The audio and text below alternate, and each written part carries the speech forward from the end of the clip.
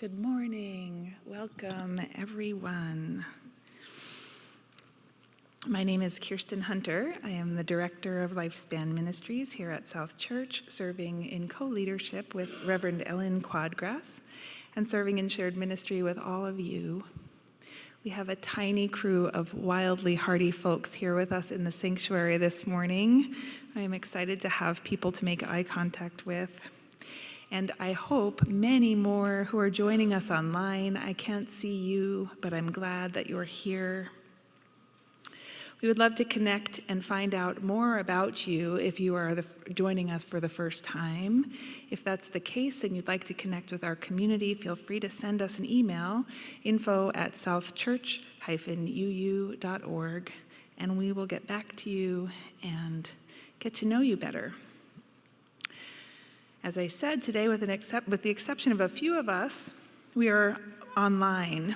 And I thank you for choosing to spend this snowy morning with us in this way. I'm kind of excited for this opportunity for us to use the online chat feature a little more today, because as you may know, on this first Sunday in January, we have a tradition of a ritual of letting go and setting intention. And even though you're online, I'm hoping to engage you in that ritual. The more that you are willing to participate through the chat, I think the more connective that will feel for those of you who aren't here with us. I have some incredible worship partners today. Jen Del Deo is going to be coming to us via this box. She's going to be streaming in via video for a time for all ages today. And here in the sanctuary, I'm joined by worship associate Chris Kiper.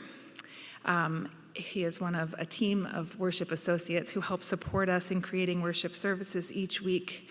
I'm also in the company of our music director, Jonny Peiffer, who found his way in on this snowy morning to play for us live. And Jen Leiden is covering our video and sound today in the back of the room. I appreciate so much all of the people who help make worship happen from week to week. Due to this unexpected change in platform, and because I wasn't sure how many people would be here or if they were even comfortable holding the hymns, we've actually decided to put off hymns this week. I hope that that's okay with you. Thank you for your understanding about that adjustment. It was just one extra thing, and that was a decision that we made as a team. I have a couple announcements. One is very exciting. This coming Monday, we will be having a Martin Luther King Jr. breakfast again here at South Church. It begins at 8:30. You can come between 8:30 and 10 for pancakes downstairs. And then from 10 to 12, there will be a program up here with music and speeches. It will be a really wonderful day and time to be together. I don't believe there's any charge for it, but you can make donations when you're here at the event. Also, our annual meeting is coming up.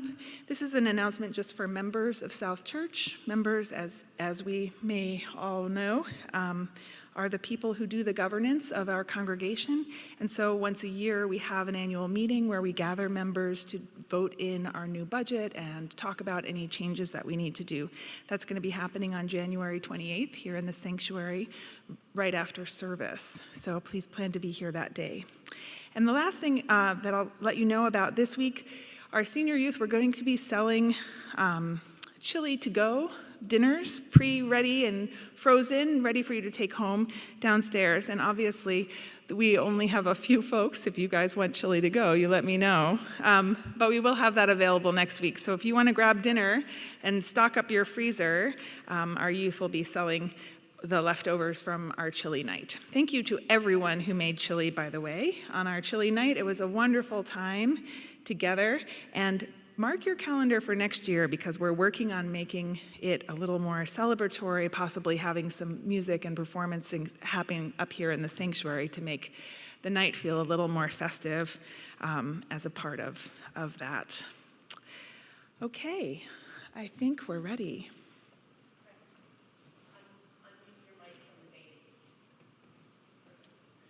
Settle in and join us as we come into a time of worship together.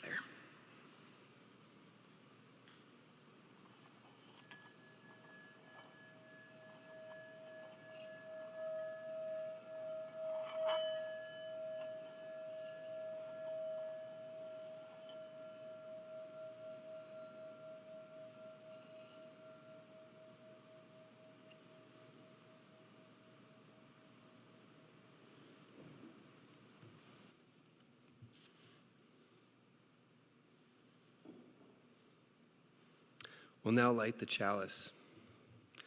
As we light our chalice here, we invite people watching at home to light a candle or chalice of their own. We light this chalice today with these words from James Villa Blake.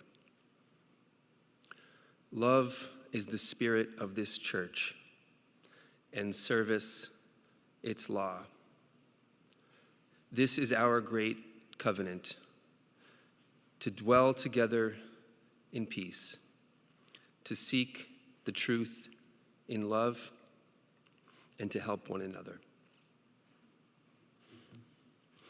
Please stand if you are able and join me in reciting the mission statement printed in your order of service, or just go off of memory.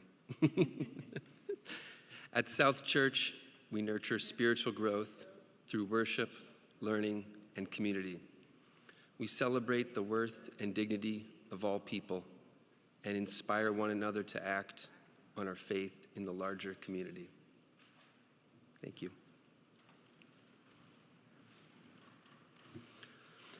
In my work as an architectural designer, I end up thinking a lot about asymmetry.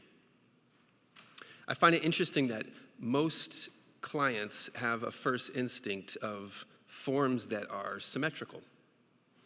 So that, for example, their house should have the front door in the middle with the same number of windows on each side, everything spaced evenly apart. And there's nothing wrong with this preference. I'm sure it comes from a long tradition of symmetry over the years, from cathedrals to state houses to farmhouses. Buildings are often like palindromes, mirror images of themselves. There's some comfort in the order of symmetry. But personally, I prefer asymmetrical houses. I feel like they're kind of winking at me, like they know something that I don't. It occurred to me that there's a factor of symmetry and asymmetry in the ways that we relate to one another. I've never read the book, The 5 Love Languages, but I thought about it recently. The main idea of that book is that we all have different ways of sharing love and receiving love. And when we can identify and recognize those features about ourselves, we can better align in our relationships. It's not a scientific discovery, but on face value, it makes a lot of sense. We're all unique, and we're all different. It shines light on the concept that balance may not be symmetrical. I picture like a cartoon image of a long plank balanced on a rock, and there's a bowling ball on the little end and a gigantic bag of feathers on the long end. And the two items have the same amount of weight, but the whole scene appears illogical and unnatural, almost like an optical illusion, even though it's perfectly balanced. It feels that our society, too, prefers symmetry and optical balance. We have a rational tendency towards a sense of transactional fairness. This much time is worth that many hours. This many eggs is worth that much bread. This much Bitcoin is worth that much Apple stock. It's understandable that we frame many other parts of our life this way as well. While I find a good deal of symmetry in nature, like flowers, crystals, snowflakes, butterfly wings, even those things don't have two identical halves. Most things in nature are asymmetric, having evolved to perform functions while disregarding the particular shape of things. The functions in a relationship may be this way as well. How I show up for you may look different than how you show up for me.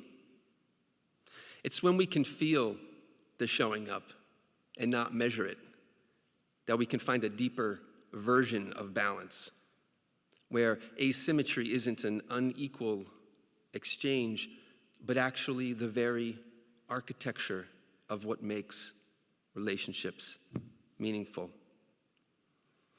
To ask another for help may feel like imposing a burden. It may feel like pushing the friendship out of equilibrium. But the asking is required for the helper to realize their joy of helping. I may feel undeserving of a gift and that it adds a point to the score sheet of relational debt. But the receiving is necessary for the giver to fulfill their positive intention. This is what I've found. I often navigate this life full of these relationship seesaws, trying so hard to balance them with feathers and bowling balls. But the meaning of a relationship is understood on an entirely different scale, a scale that is invisible and only felt. Another dimension of knowing that can't be expressed with our normal transactional systems. A dimension where asymmetrical spirits like us align in mysterious ways.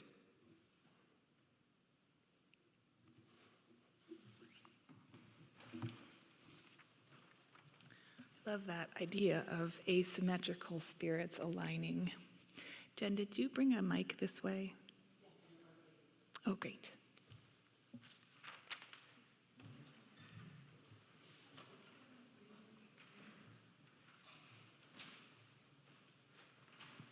Chris is going to bring the fire down to our candles, and I'm going to introduce the first part of our ritual for today. So we change this ritual each year. It's always a little bit different, but it almost always involves the magic of flash paper. And flash paper is a remarkable substance. You can buy it at a magic store. But what it allows you to do is write anything you want on this piece of paper and then let it go, and it disappears. And so when we're all together in the sanctuary, everyone has an opportunity to come forward and let go of their of something in their life together. Today, what we're going to do is we're going to try to connect with the people online to help them do their letting go. So share that experience with you. We'll be your proxy letter goers. And if you're here in person, obviously, you'll be able to come forward and engage in the ritual yourself. Here is what I'm asking you to think about. And then I'm going to give you some time, a few minutes. Jonny will play us some music. When I read Chris's reflection, I was thinking about how within his words he was identifying some of the pitfalls that can get in our way in relationship with one another. And I really appreciated that. And so that's what I want to ask you to think about. A little bit later in the service, we're going to be setting an intention. And that intention is going to be related to our relationship with something or someone. Before you set an intention, I want to think about you, where you are in this moment in your life, and if there are barriers that you are noticing about yourself that you might want to name and symbolically let go. Chris had a few in his, and I'll invite him to share just a couple to help you get your juices flowing. But then think for yourself what's true for you, and we'll give you a few minutes. So Chris, I'm going to pass this mic to you, and I'm going to bring a paper back to you, darling, so you can engage too.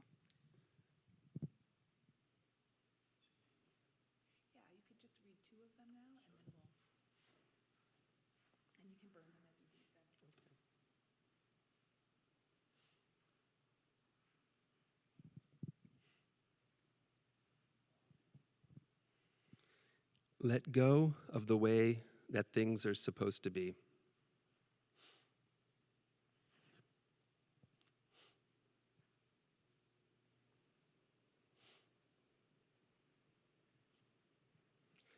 Release dependence on transactional fairness.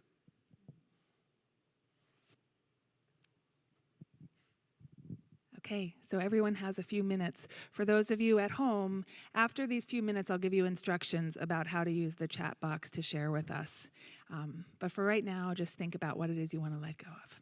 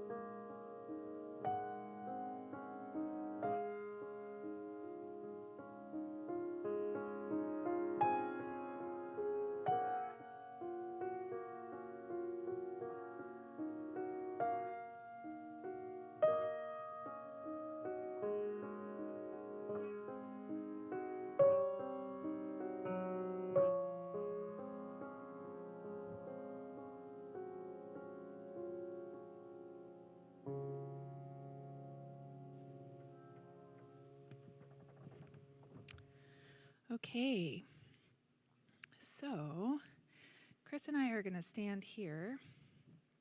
And for the folks that are here in the sanctuary, you're invited to come forward after I finish with instructions and let go of whatever it is you're letting go of. If anyone has an interest in sharing with the group, you're welcome to ask for the microphone and share what you're letting go of, but there's no pressure at all. And that's true for folks at home as well.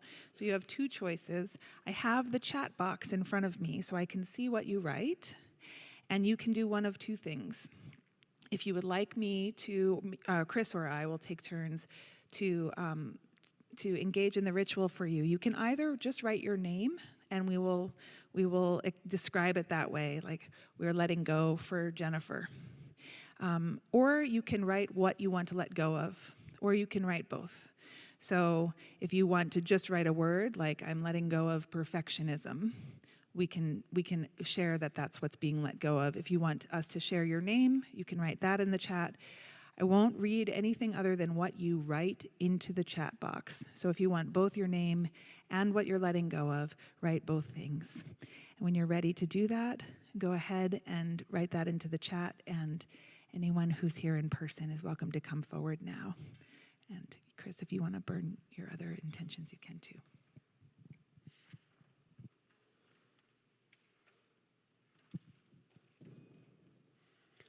Let go of sameness. So fun.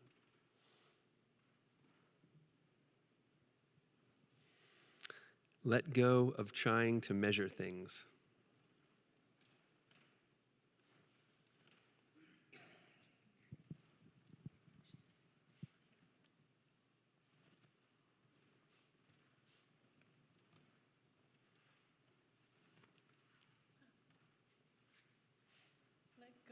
Too strong a sense of duty. Let go of too strong a sense of duty.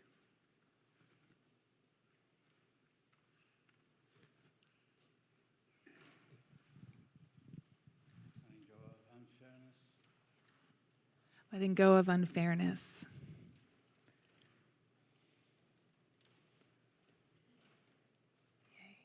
Okay, Chris is going to burn flash paper as I read.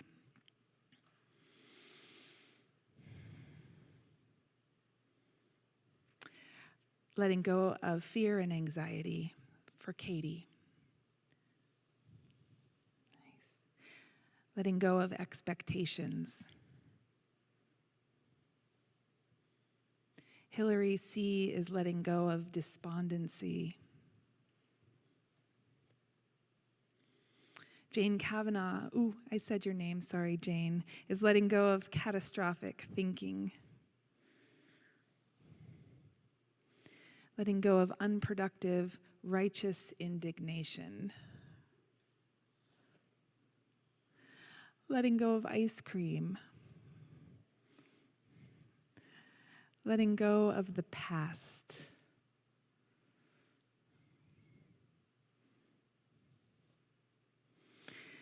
Letting go of overscheduling my time. Letting go of any fear that interferes with creative thinking about possibility.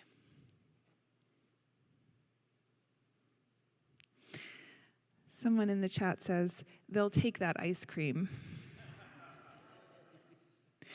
Letting go of editing everything I see and hear. Letting go of the greatest sin, fear. Letting go of perfection, me too. Jen S. is letting go of my attachment to my opinion. Letting go of my feeling of dependence, says Shannon. Bill Blum is letting go of misunderstanding of the healthcare needs of the trans community. Letting go of trying to control others. Letting go of perfection, fear, and the past, shares Anita. Letting go of past expectations to focus on the present opportunities, says Kathy. And Elena is our last one, and she shares, she's letting go of not forgiving. One more. Joanne H. is letting go of seeking ease in interpersonal transactions.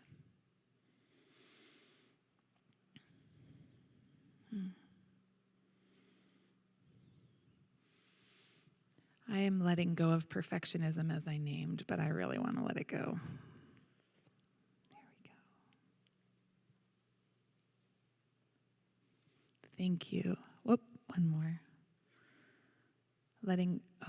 Two more. ML is letting go of expectations and any thoughts of permanence. Greetings, ML.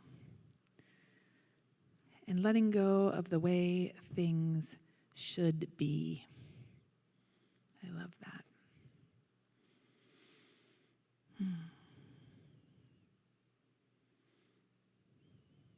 Thank you, everyone.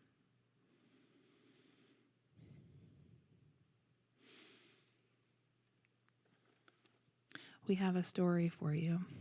We can blow out those candles.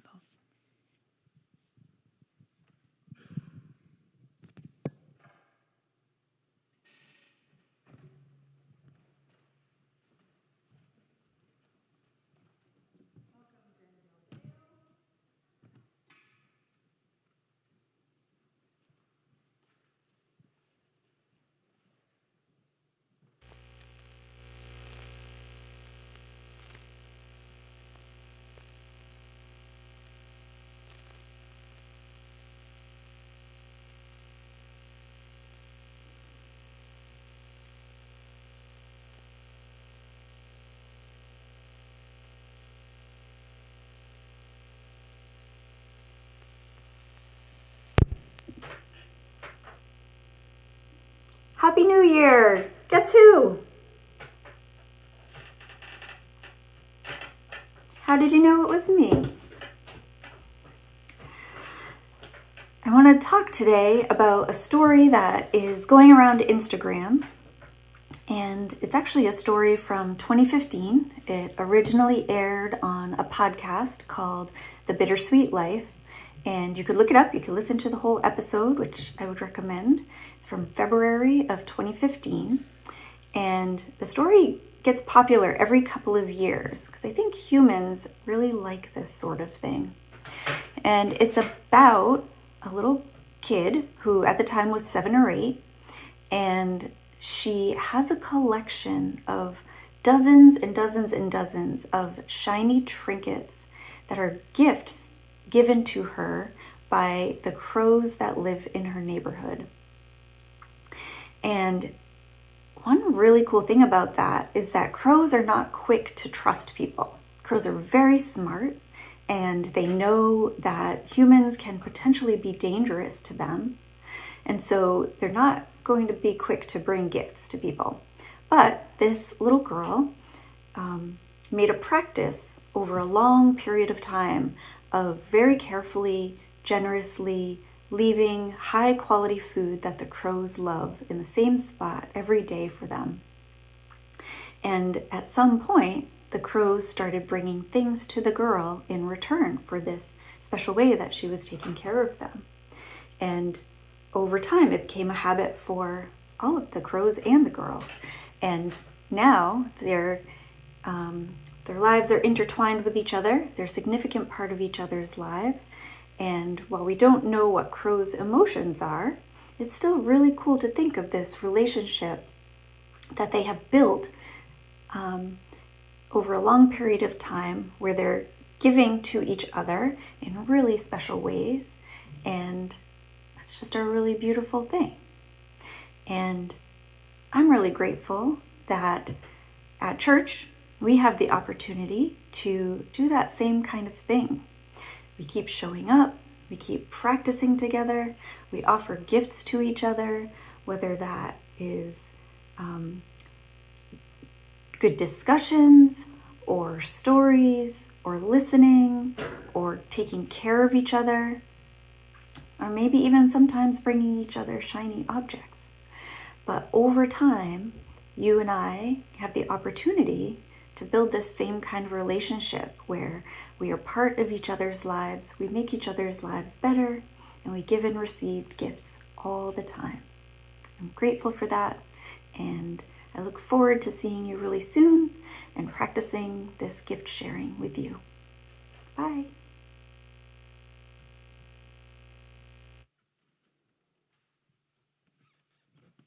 Hi,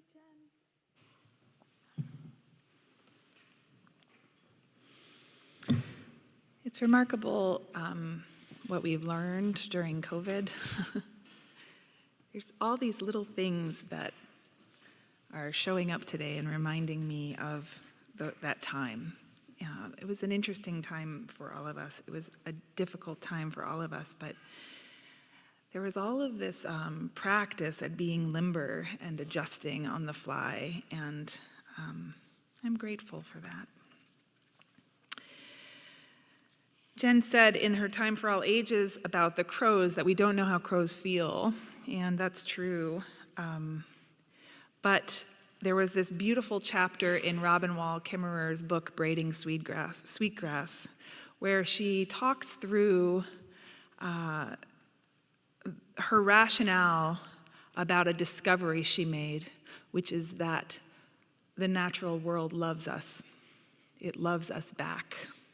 And it's a really beautiful chapter. I would read the whole thing, but obviously that would be silly. I looked for like a little snippet, and it's just better to summarize it. But essentially, she walks through what does it mean to love?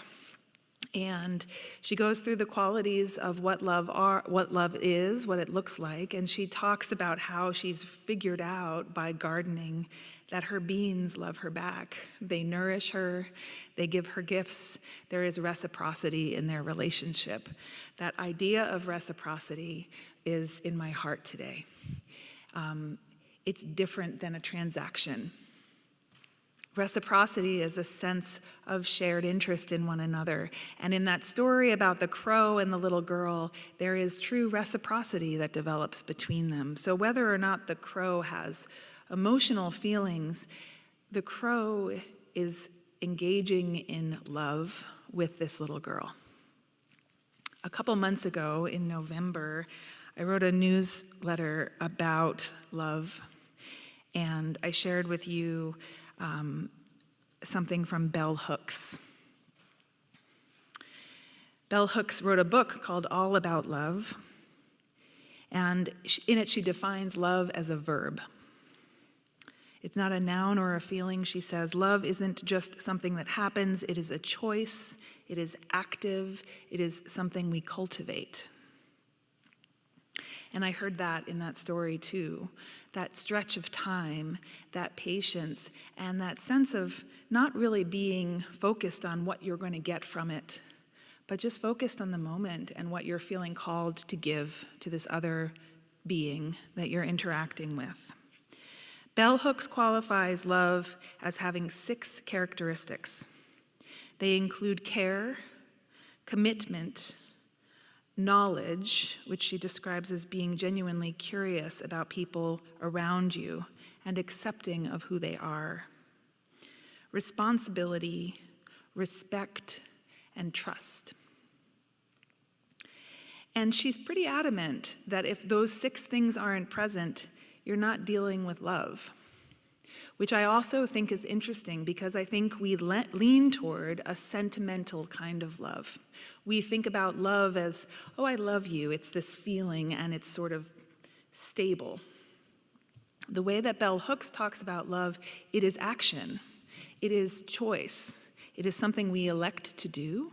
And to truly love someone, we need to be doing all 6 of those things.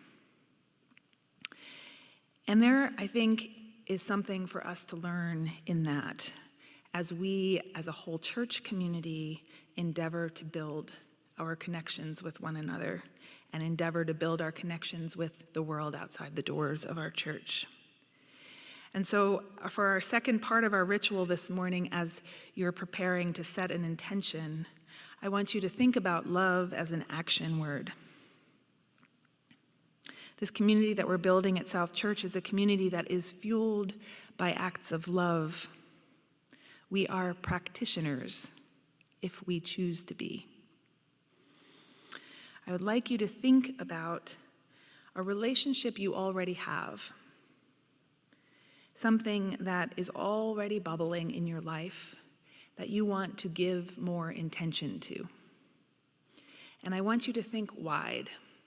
So it can be a single person, if there is a single person that you really want to set an intention around your relationship with them. But it could also be the folk group. It could also be the ocean. It could also be the board of trustees. It could be any relationship, which could be a group. It could be something outside of human that is already existent in your life that you want to set intention toward. And the reason I want you to think expansively about that is because we are in relationship expansively in life. We are not just in relationship with the people we know, and the relationships we have with human beings are all over the map. But even with someone that you encounter at a coffee shop, you can practice love. Even with the mouse that lives in your basement, you can practice love. Even with this building, we can practice love. So for our next part, we're going to play some more music, and you have a few more minutes. And those of you at home, again, I will give you an opportunity to share when we finish here, which is always elective. And those of you here, you can also choose if you'd like to share, but this can also just be a private intention that you're setting.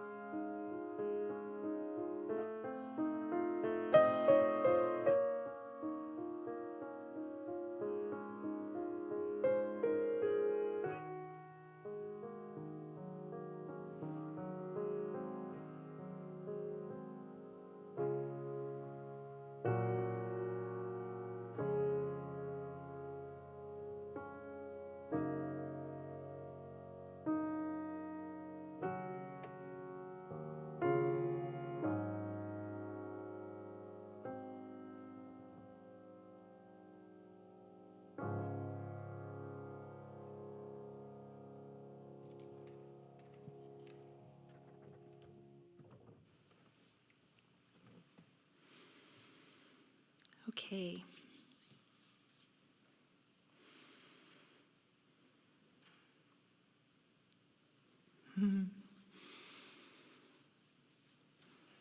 There's a person in the chat who said, I miss the anonymity, but I appreciate the added feeling of accountability.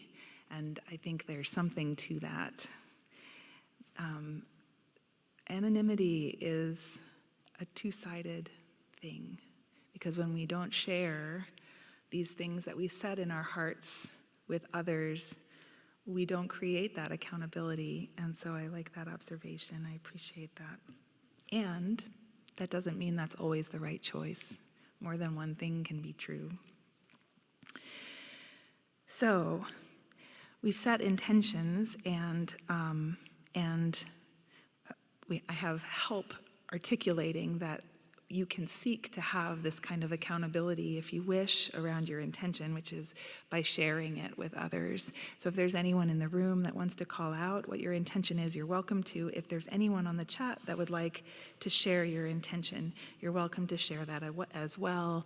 If you want to include your name, feel free to do so. Otherwise, I'll just read what you write. And I'll give us a minute in case there's anyone that wants to do that.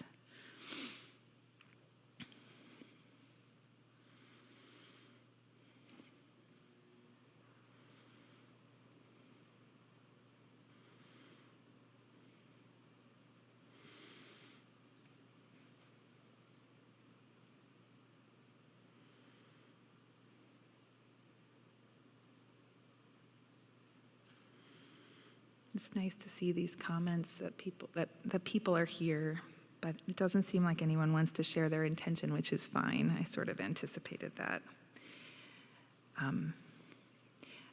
And of course, as soon as I say that, one pops up. There is an intention of trust, giving trust. And I should have said that as well. You can just share a word about your intention. You don't have to write it out in detail. I'll keep an eye there. And if anyone else does choose to share, I'll share it with all of you. I think I can do two things at once, too. I think we're ready for the offertory.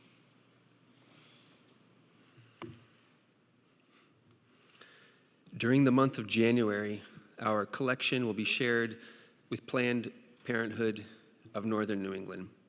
They offer a wide range of reproductive and sexual health care services, such as birth control, cancer screenings, emergency contraception, STD testing, HRT, vaccinations, and more. Please give as you are able. The offering will now be gratefully received.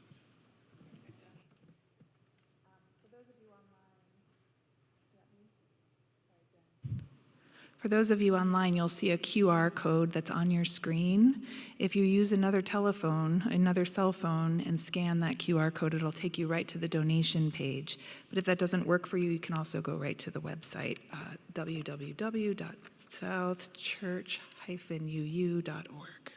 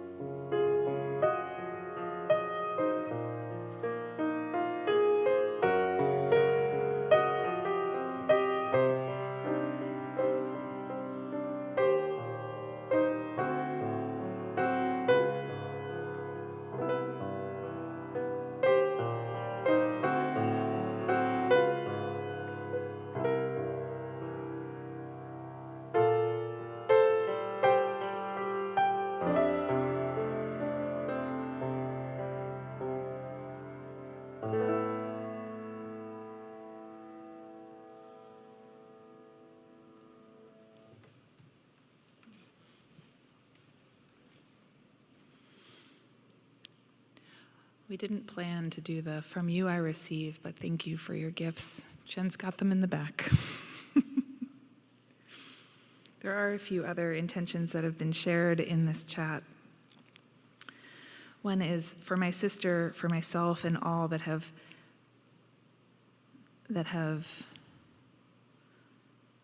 left up. Also for the person who is letting go of ice cream. A return to nature's love, to be more curious with more parishioners. I love that. Lifted us up. Thank you. Okay, let me read that first one again. For my sister, for myself, and all that have lifted us up. This person intends to exist in a space that is welcoming and equal for all. May that be true for all. And this person wants to be more present in each moment with the people they love. Strongly support people who have been marginalized.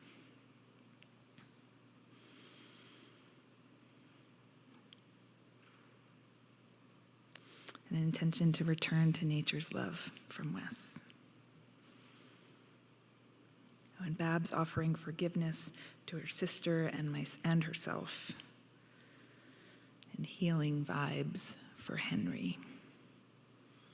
Amen. If folks in the chat want to share anyone that they would like to send prayers to as we come into our time of prayer, feel free. I won't read them out loud, but you can share them with one another. I'm holding Connie Fryermuth, who's okay, but had a fall last week and broke 4 ribs. She is in care still for another day or 2, and then should be coming home. And deep thanks to the congregant who is taking care of her dog this week. We are a big, big network of care. Don't forget that if you need support. My own intention that I set as also a prayer is to work on deepening my relationship with the people in our community who are struggling most. I had a conversation with the second in charge person at Crossroads House 2 weeks ago, and listened to just the devastating reality of what is happening for so many people in our community. There's an increase of more than 15% in families who are in need of HUD housing. There is a wait list of more than 50 or 60 people at every shelter. People are struggling. And so that is an intention that I have around relationship this year, is to think about how to be in a deeper relationship with that challenge. There's going to be a shift in this service. The second half of this service is a little heavier, and I will say that I would have preferred to have more faces in person and less online for it, but trust that I am speaking from a place of love and care. As we step into a time of prayer, Adrienne Marie Brown says, "We are living in apocalyptic times." Not apocalypse as it might be imagined through a Christian paradigm, she explains, not a single event resulting in the end times, but rather something that is more of a phase, an era, a period that we enter into, which involves the uncovering or unveiling or revealing of a truth that needs to be held. But it is generally at such a scale that to hold it requires the destruction of what currently is, the destruction of maybe an existing paradigm, or what we think of as a world, or a way of being. And in this sentiment, there is this beautiful poem that I offer as a prayer. It is written by Chris Taylor. It's titled, "Things to Remember as This World Dies." You did not come here to pay bills and die, nor did you come here to build the fortunes of those who are destroying the earth. Imagine instead that you came here to gather precious things fallen from the pockets of ancient ones as they fled the desert's march, each a reminder of something they pledged never to forget. Things like how to call birds by name with your whistle, which news to tell the bees, and which to share only with the moon. How to tell a parliament from a conspiracy, a colony from a convocation. Nature has no race or nation, class or creed, except when humans seek to deceive. Division designed to sever you from kith and kin and Buddha mind. Things like the antidote to oppression is not freedom, but belonging. The opposite of domination is communion. The medicine you need is always outside your door, and there's likely a wise woman 2 streets away to show you how to use it. These things were left to help us remember how each world before has ended, and how each death became a door to a new life, and how this world wants to take you in her arms and make of you a lover. And have you listened to the land, Talk to the stream. Find meaning in the silence of trees and wisdom on the singing breeze. Listen a while to discover the right season for all 10,000 things, the 99 names we use for our own divinity. How to share power so it cannot be captured by the vain and greedy. How to step into the flow of life and make of the earth a common treasury for all beings. How to map the stars. Learn the lessons of each constellation and still know there is more in heaven and earth than any of us were ever meant to know. So fill your pockets as this world dies, knowing some of it will guide you to the next and some will fall to the ground in time to be found by those who will bring the world back to life. Amen. Give us a little time for some reflection. Thank you for the music, Jonny.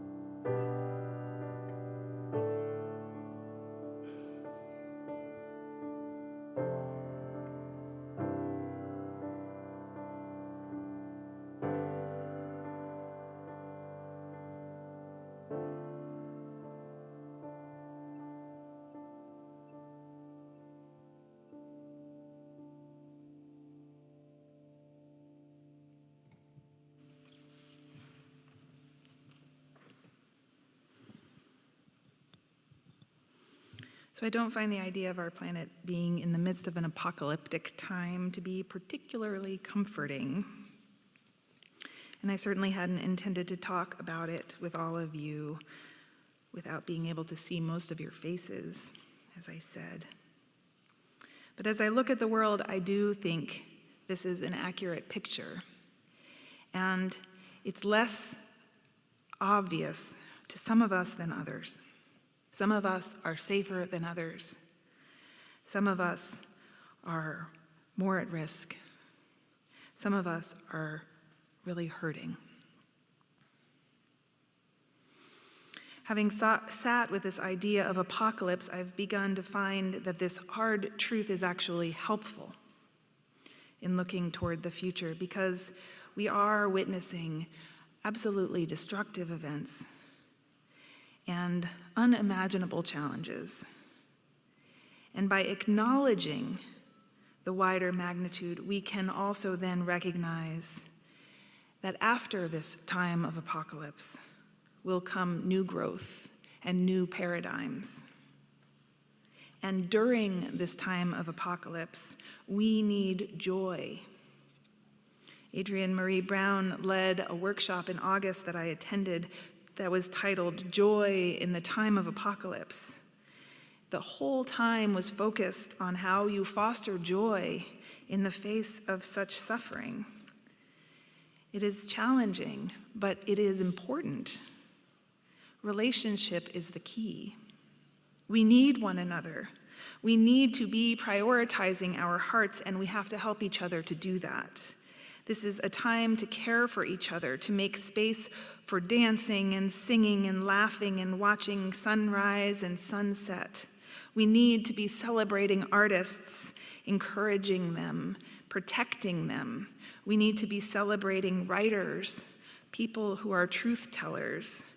We need to be worshiping rest and loving our children with abandon, because this is an apocalyptic time. And it is also in this time important for us to be honest about our lives and our relationships, about who we claim to be and what our identities ask of us. It is important to say hard things, to speak truth to power. It is important to allow each of us and each other to have shaky voices, to misspeak, and to correct ourselves after. We can be vulnerable and grumpy and awkward while still being accountable to each other and to this planet that is our only home. And always, always, we can help each other remember that each of us, every single one of us, is precious and whole and beloved. I had 2 conversations over the past 3 weeks that have been on my mind. One was just this week. A childhood friend posted a disrupting question on Facebook. I should say he's a childhood church friend. We grew up together in a UU fellowship in New York. We were part of a small teenage cohort who were there every week in and week out, and I can totally picture him sitting on that faded, outdated plaid couch eating snacks, because that's mostly what teenagers do at church. This is what he wrote. In a big text bubble, he wrote, "How come the Unitarians don't have a Palestine flag outside the fellowship? Thought they were aligned with oppressed peoples." And I had a lot of feelings when I read his post. There were a lot of different feelings. But one of them was that I actually appreciated it, sort of. Even though posting that question on social media felt passive-aggressive, even though the fact that he talked about the Unitarians as if he didn't belong to us made me sad, even though it presumes that the only way to show solidarity is to hang a banner on your building, even though it made me feel defensive and protective and reactive about how common ill-informed judgment or sideline evaluations seem to be this day. I was still glad he asked. Because honestly, every single time that I witness anyone speaking up about the genocide that is happening almost 100 days now and counting, every time someone speaks up, even when it's awkward, even when it's not the right way of saying something, even when I feel like it's missing nuance, I still feel less alone in my grief. I am reassured that I'm not the only one whose heart is breaking. It matters to be saying something. It is okay that we don't know exactly what to say.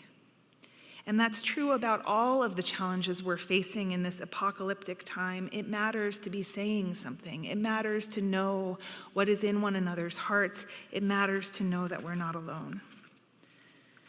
Honestly, I didn't mind him taking a UU congregation to task either.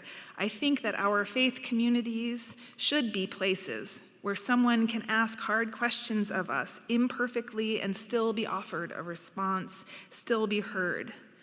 I am a little tired of how we value non-confrontation over honesty. I'm horrified by the silence of our democratic leaders right now. Sometimes politeness is a weapon in its own right, and I am hungry for more honesty, for complicated discussions. But that doesn't mean it isn't also important to call people into accountability. In the conversation I had with this friend, I tried to do both. To communicate my recognition of his frustration and my shared longing for more organizing for Palestine within our faith community and in our country, but also about being honest about his absence from the room, about his judging from the sideline and his assumptions about what that congregation is and isn't doing. It's so easy to point a finger at someone else, but that's not really our work in this world. So here is my second story, and this one is more aligned, I think, with a true practice of liberating love, the kind of love Bell Hooks was talking about. I was at a vigil for Gaza in December. A young couple was attending the vigil. It was online. They were from a UU church in the mid-Atlantic. I was leading a breakout space after the vigil for Unitarian Universalists who were looking to build connections with other UUs around organizing for ceasefire and to end Palestinian occupation. This young couple were maybe 28 or 29 years old, and they shared a feeling of being very alone in their congregation. They didn't understand why more people weren't talking about what was happening. They didn't understand why more people weren't organizing. This couple broke my heart wide open because they didn't leave. They were still going, and they were scratching their head, and they were trying to figure out how to make something different. And the people who were in this breakout room shared encouragements with them, and the couple seemed truly appreciative. And before our group departed, I said to them, and I am sharing this with all of you in part because I hope it's true here too. I said to them, there are not enough younger adults in our congregations, but our congregations want you in the room. Our congregations want you to feel belonging. Our congregations want to meet your dreams. I said, if they're not getting what they need in their church, they should talk about it, even if their voice shakes, even if they're not sure how. I told them that they may not realize it, but they have power and influence. Every one of us does. That our communities have the capacity to hear hard truth. We have the capacity to be called to task. We have the capacity to navigate criticism with kindness and love. And we have the capacity to care for one another and support each other, even if we have different opinions.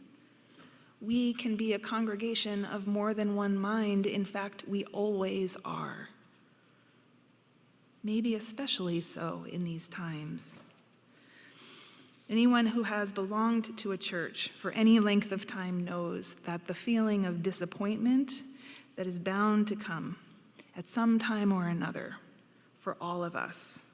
We are a community of imperfect human beings. We always will be. We live incredibly challenging times. Most of us are pretty overwhelmed by all that life throws at us. When you feel disappointment in community, not if, when, practice liberating love. Talk to someone. Talk to me. Describe what you are experiencing and what you wish could be different. Think about how you might play a role in building a new way. Lean in when you feel that feeling. It's telling you something about your call in this world.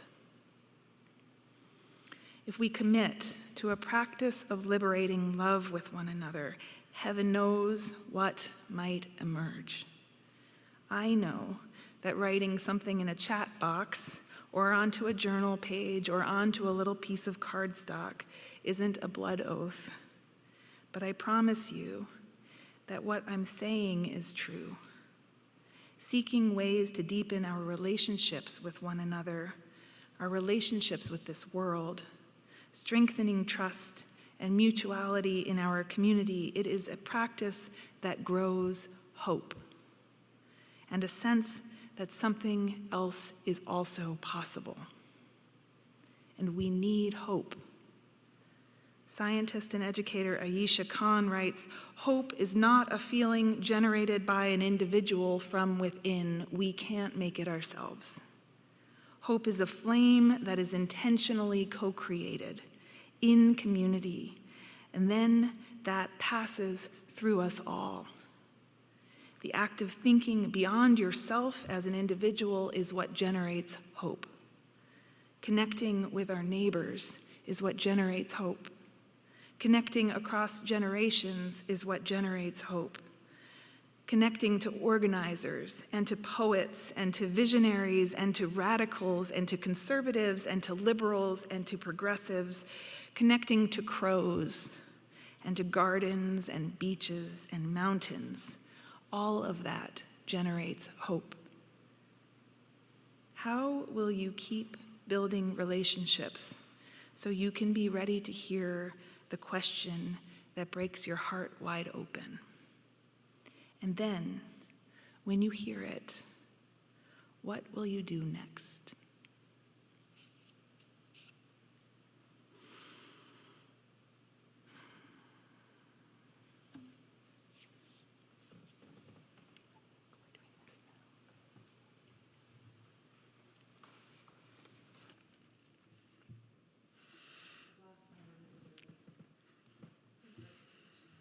Yeah.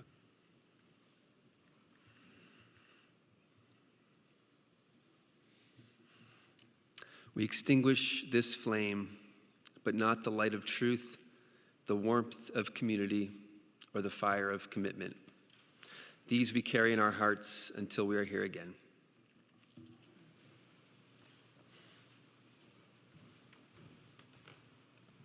This is a poem. It's titled For the New Year, 1981. It's written by Denise Levertov. I read it to our staff this week at our staff meeting, and I share it here again.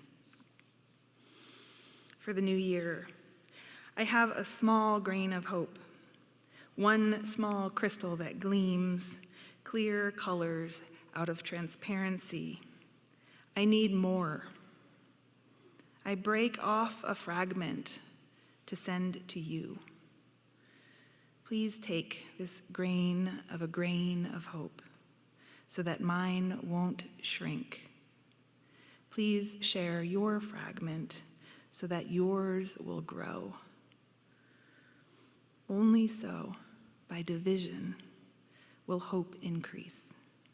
Like a clump of irises which will cease to flower unless you distribute the clustered roots, unlikely source, clumsy and earth covered of grace.